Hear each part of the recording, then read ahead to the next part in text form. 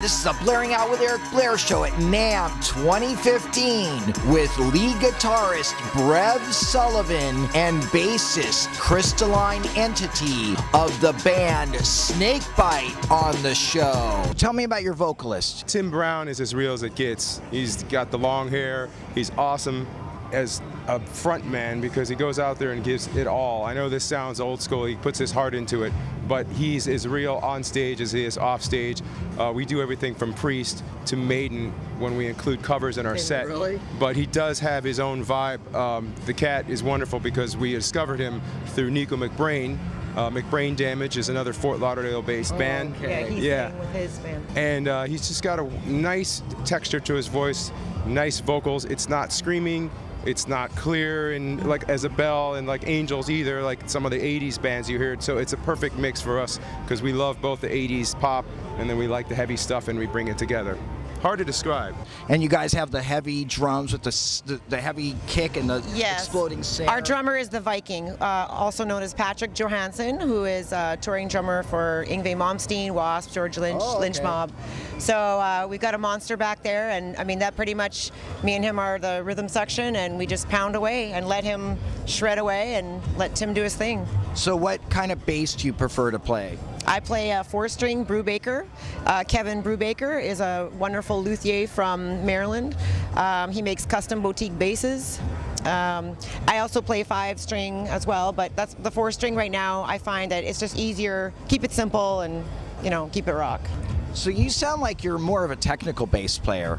Like you can rock it, but you actually know like how to play. Yeah, I do have theory background, but at the same time, rock, you know, you just want to be free and just do your thing. So that's why rock is fun, because sometimes when it gets crazy and you're all sweaty and people start screaming and, you know, sometimes you got to throw away the scales and the arpeggios and then let's just do, you know, some power chords.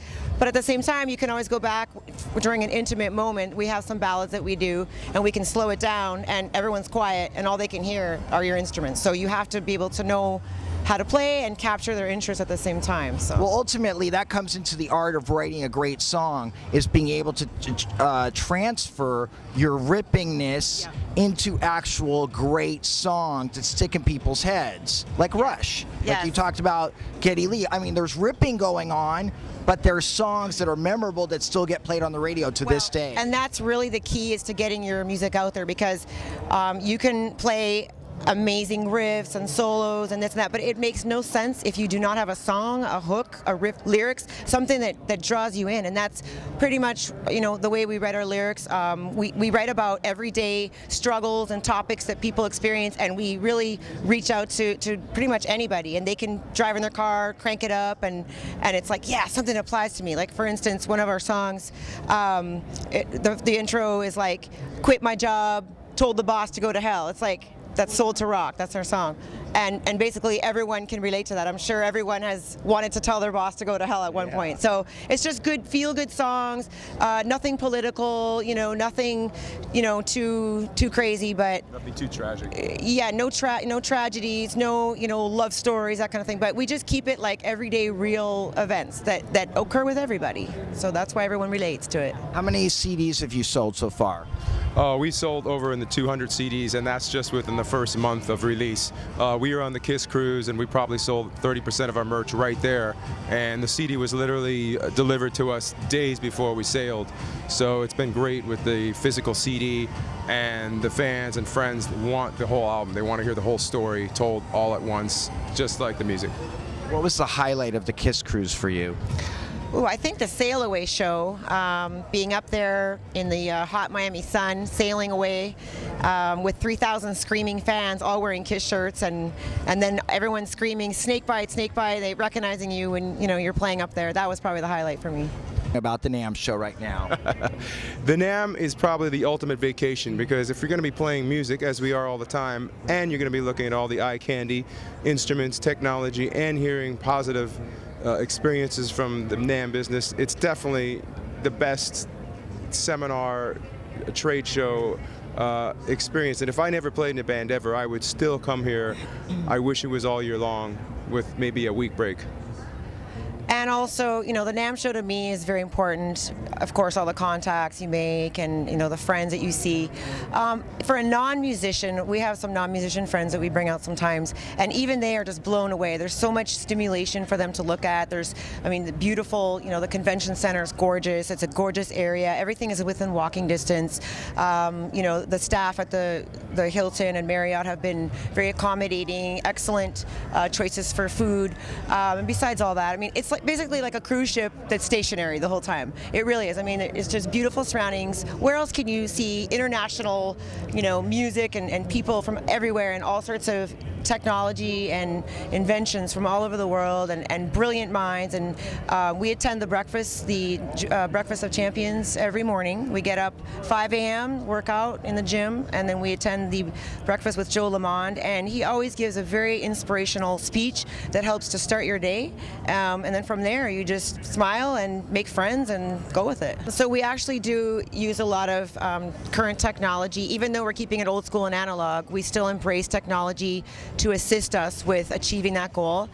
We utilize the GoPro cameras. We're always updating. We use the Zoom stereo mic, you know, system. We use Nuendo, Logic to mix everything. So we invite technology, but as long as it doesn't interfere with the actual making of the music itself and keeping it, you know, organic. How would you define the word love? That's something you feel very intimate and have a close connection with. Okay. And how would you define the word love? Love is only returned to you in the amount that you give out. That's it. It's that simple. What brings you the most peace in your life right now? Music. That is the only thing that when all the troubles in the world and the bills and, you know, traffic jams, and then you just turn on the radio or pop your cassette in, you know. I still have a cassette player. And it just grounds you and centers you, and you forget about everything. So music, I'd have to say, is the number one, you know, peace in my life. What is the most adversity you've had to go through to get where you are today? I'd say we're still going through it. I think when you are growing up and you're really young and you get a lot of attention as an artist, because my father is a jazz musician, I watched him go through this, you put yourself in your music more and more every day to avoid controversy, people wanting to compete with you, people wanting to bring you down, people, fellow musicians wanting to create something that you never intended, which is competition. And I'm like, hey, I just want you guys to enjoy this song. So it's happening right now, but if anything, if you're a good business, if you watch your other business models like Apple and everybody, they had to build a strong team and go to work every day happy, knowing that, well, people are going to copy us no matter what they do. And that's a sign of, I think, of success from other people's eyes. And in your heart, if you're at peace with that and you can continue to deliver a positive message, that's good. What do you think about the adversity? What adversities have you had to go through to get where you are today? I mean, basically, you just have to understand yourself and what your purpose here on this earth is for. And every year, you know, that goes by, I feel that I'm feeling better about where I'm headed in life. And when you're young, you're always full of dreams and hopes, but you know, you're only imitating what you see around you, your parents, your family members, celebrities, and so on. You role model yourself after these people. But once you get to, you know, a certain age, you start figuring out, hey, I need my own identity, and you just start looking at the world around you, and that's what shapes you. So every year that goes by, every experience, every person you meet, it really shapes you, and then it comes out in your music when you start writing. Do the events that are going on in the world right now scare you guys? No, this has been going on so long that the best thing to do is be at peace with yourself, keep sending a positive message. If you act scared, that's one thing, and it can affect other people and make other people feel nervous, and we don't want to do that. At least I don't. You don't feel like Armageddon is around the corner? Well, I mean, look, this is, like he said, this has been going on since the beginning of time. Yeah. You know, like look at Sputnik. Okay, everybody started building underground tunnels, thinking that was it. That was it. Okay, that was, you know, almost 60, 70 years ago. So I think that history always repeats itself. You know, everything goes in cycles. That's the cycle of life, and we just happen to be, you know, in a very interesting time right now, but we will get over this. And guess what everybody turns to in these times? Music. And God, That's- if that they're is- smart. That is true. So makeup must-haves and name them. MAC, anything by MAC, also L'Oreal, lipstick, lip gloss, and some eyeliner. You always have to have eyeliner. Okay, so what foundation are you wearing? Actually, I'm using Maybelline foundation. Liquid or powder? It's liquid. Okay, liquid. And then what did you powder that with? Actually, it's some kind of Victoria's Secret sparkly powder thing, powder stick. Okay, and then what'd you line your eyes with? I think it's 16-hour L'Oreal eyeliner.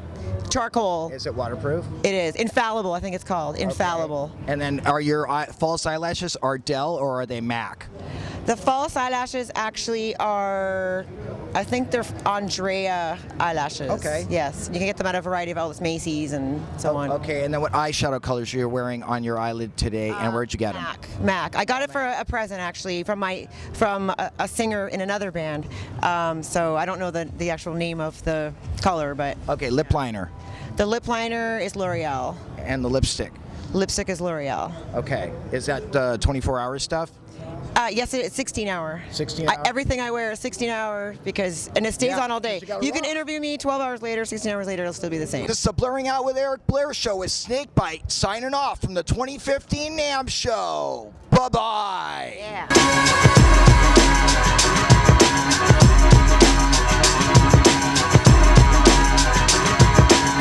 The Blaring Out Show.